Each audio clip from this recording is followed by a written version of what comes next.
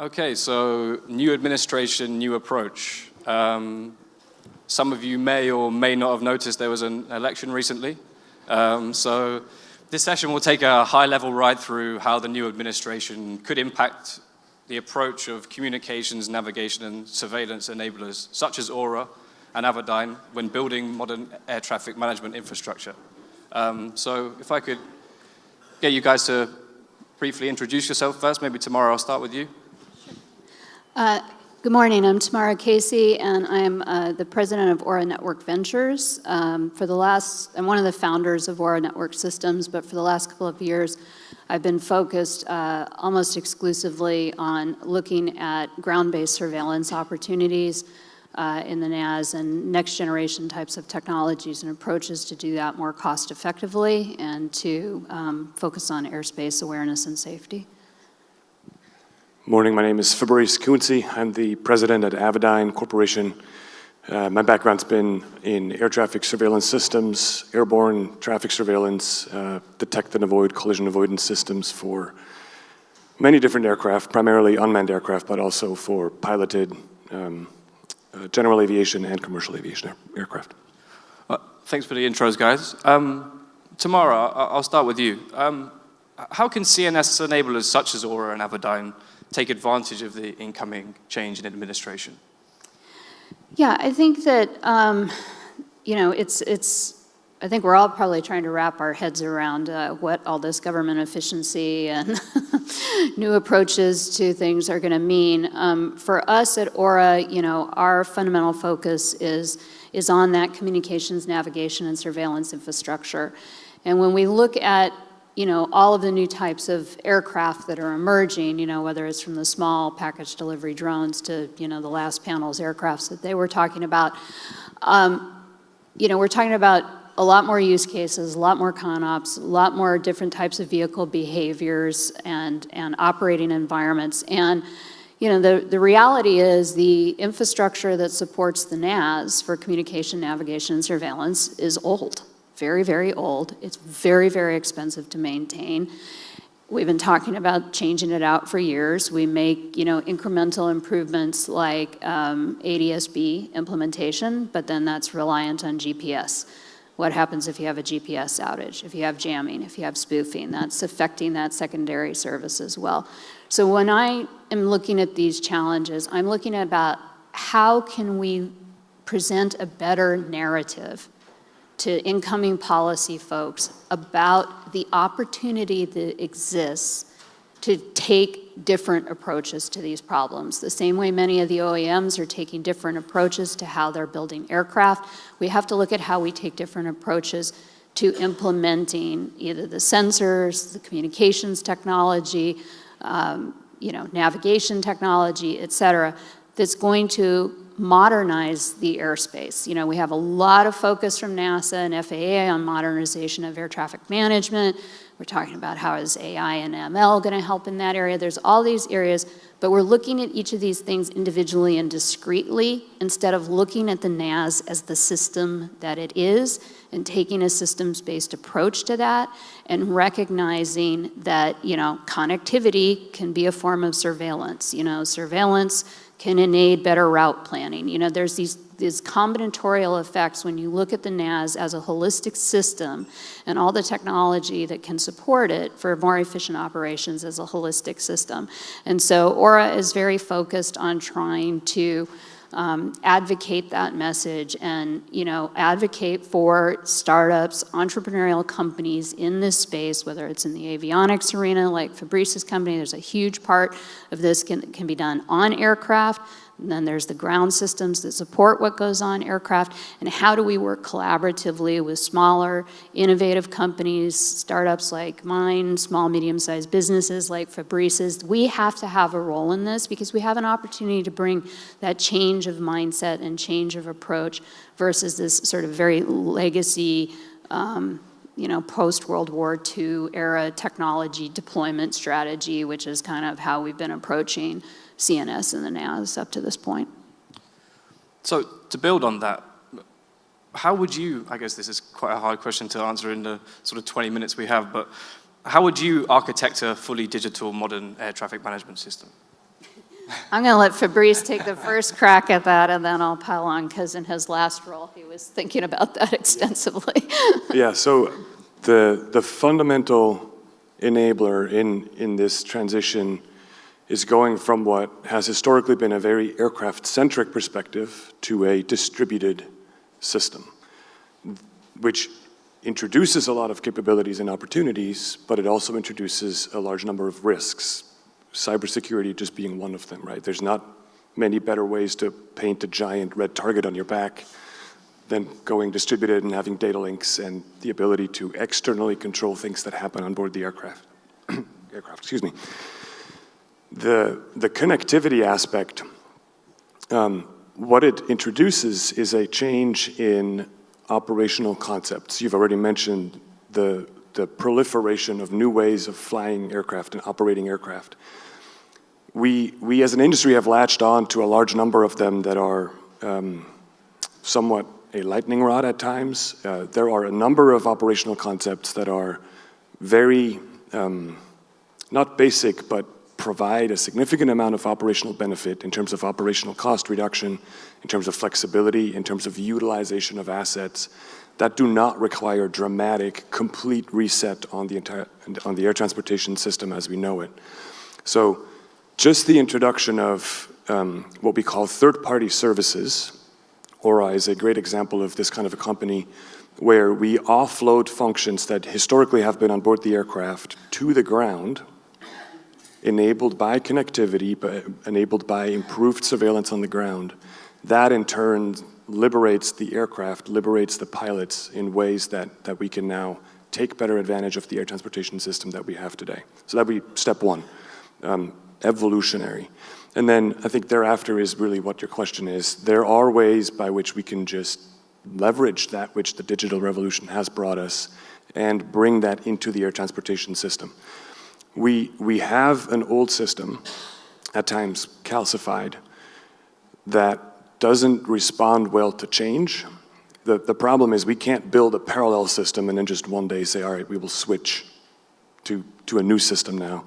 And so to do this evolution, or should I say revolution, in a way that acknowledges the history, that learns from what is there, but introduces the capabilities and improvements and efficiency gains that we have from the digital capabilities is a humongous opportunity. It's very complicated. It's very difficult. But that from some of the relationships that we're seeing being built by the new administration with Silicon Valley, with some of the more dynamic companies out there, I think that would be a very fundamental vector by which we can introduce some of these technologies. And I know you have some strong opinions about those other companies that have been helping. Yeah, I think that, we've seen a shift recently in a number of, what I'll call sort of the new age defense type companies, the Palantirs, the Andurils, these, Shield AI type of companies. You have a lot of these emerging defense players that have really shown, the art of the possible in terms of when you have a strong partnership, and one of the last panelists, was talking about it as well, whether it's with the government directly, that could be NASA, DOD, et cetera. But you get this unique opportunity to kind of create a new wave of a way of approaching these problems. And I think that's really important to bring that back into traditional aviation. And we have seen this significant push of private equity capital, venture capital, et cetera, into a lot of the aircraft building and design. It hasn't flowed in the same way into the avionics space. It hasn't flowed into the communications and navigation and surveillance spaces, all of these other enabling technologies. Now, in the avionics space, there's some traditional, well-heeled players there that are obviously modernizing and making investments as well. But, the innovation comes from new companies, new mindsets, new approaches, right? And these are not people that are neophytes and unaware of the safety implications that permeate the aviation industry. We're all extremely mindful of those things. But we have to figure out how we can advocate for some of these newer models. What do these new primes look like? How do the legacy primes, start to embrace and develop or be incented to have relationships to work with startups and small and medium-sized business more effectively to change these models potentially? How does the government itself start to procure and manage and deploy infrastructure, more as a service? Do they really want to own radars and manage and build and maintain radars? They don't.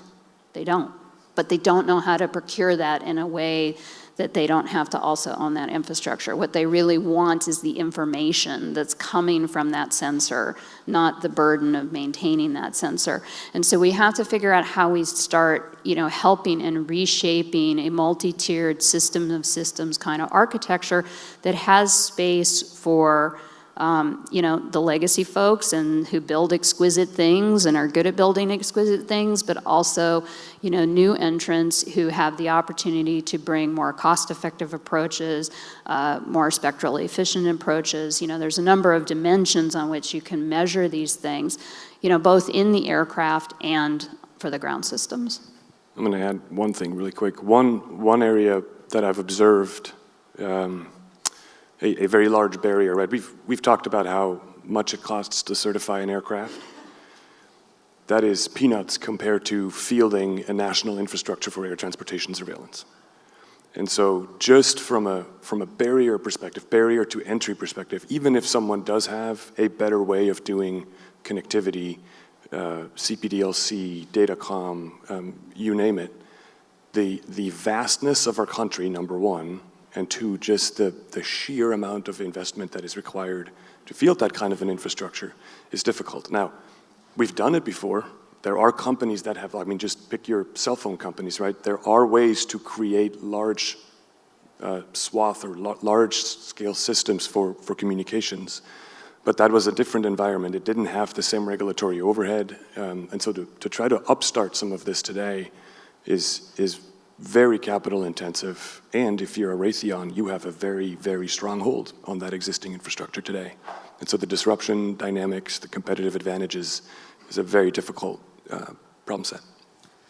So I want to think a little bit now about industry bodies and them being either a help or a hindrance when the FAA finally gets itself in a position to sort of unleash the transformational change that you guys are talking about. Do you think they're a help or a hindrance? Yeah, sure. I'll take a shot. Historically, for context, historically the FAA has relied on external organizations, non-governmental organizations for the generation of standards, of the foundation by which we design some of these systems like avionics, like surveillance systems and the like.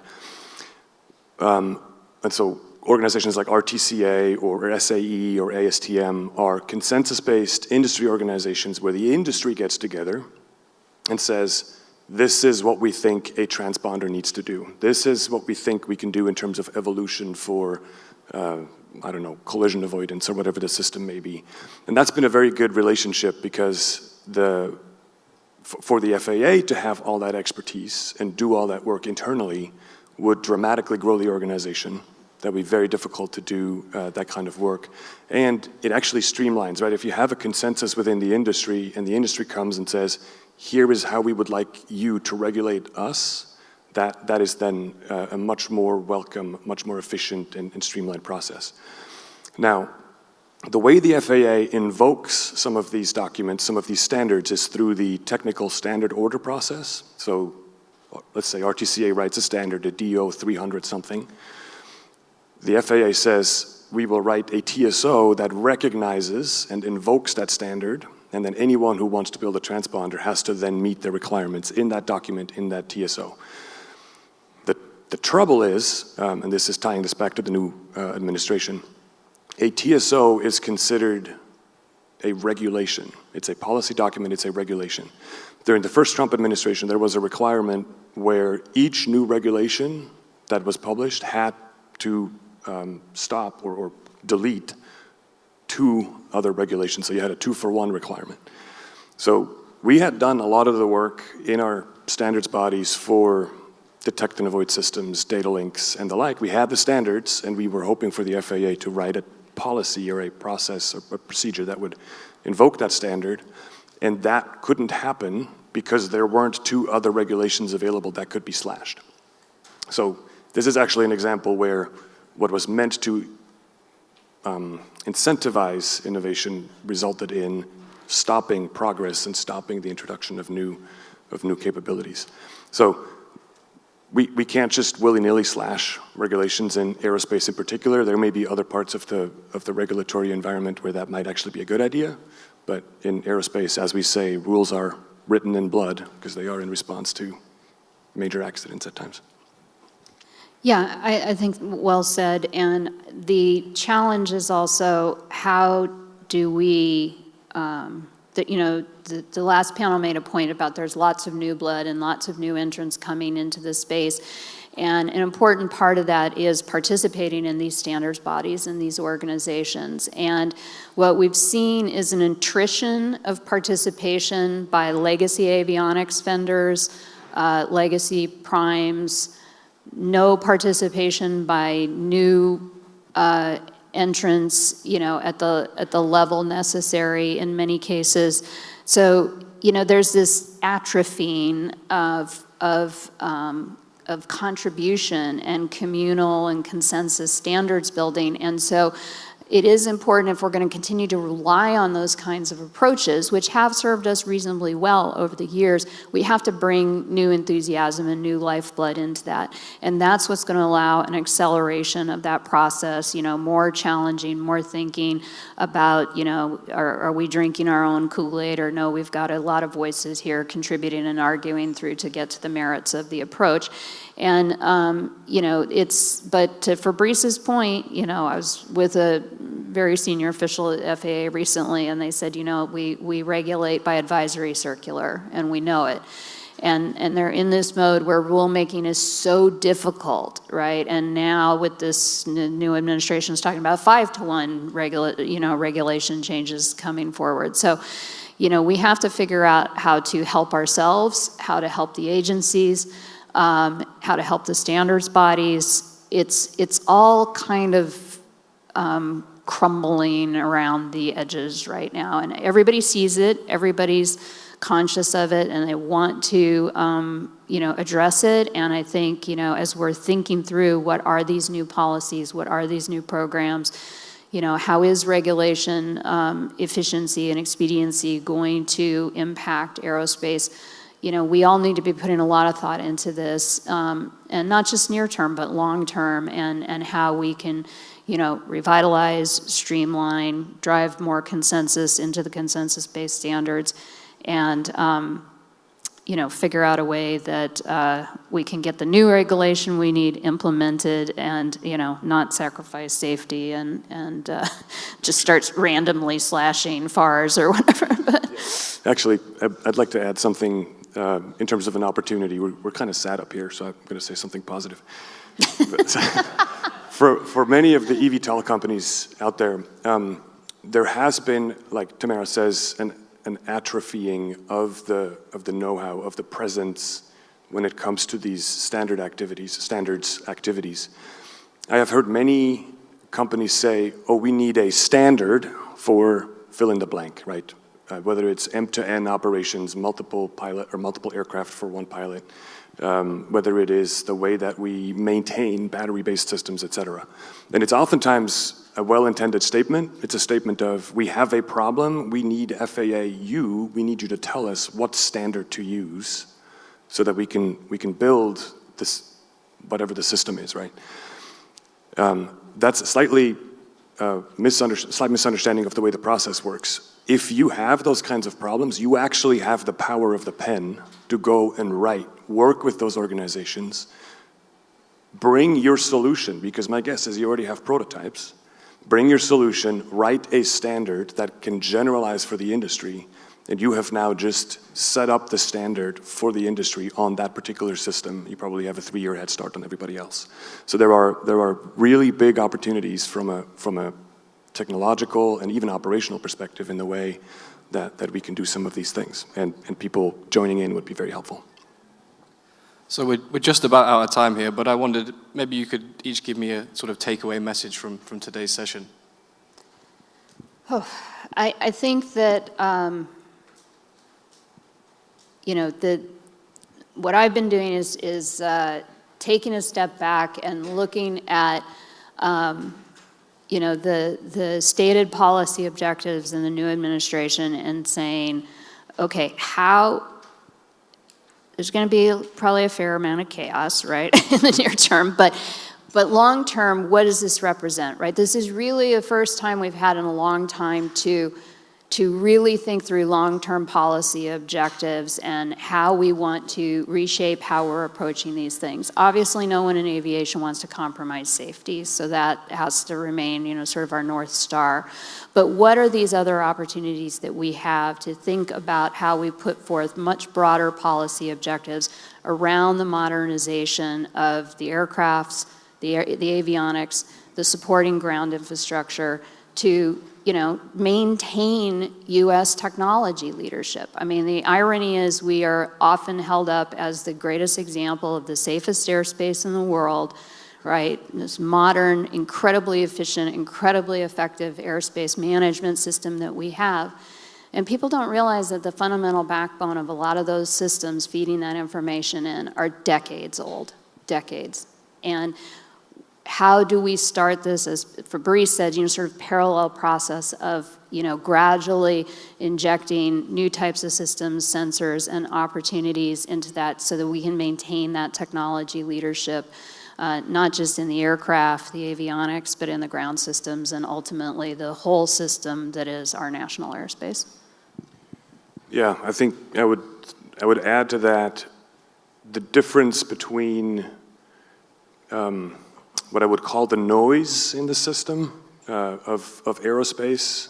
Same with politics, right? There's a lot of noise, and oftentimes there's actually a steady, good signal underneath. To do policy on the noise is dangerous. To find that which is actually viable in the long term, systems that can be built in the long term, that's the real opportunity here, is to find a way to, in true engineer fashion, tune our filters so that we latch on to the valid signal, the strong signal. There's a lot of very serious people who know what they're talking about in aerospace and in government, and getting those two groups to talk to each other and come to creative solutions together is the opportunity, and I've seen it, it's possible.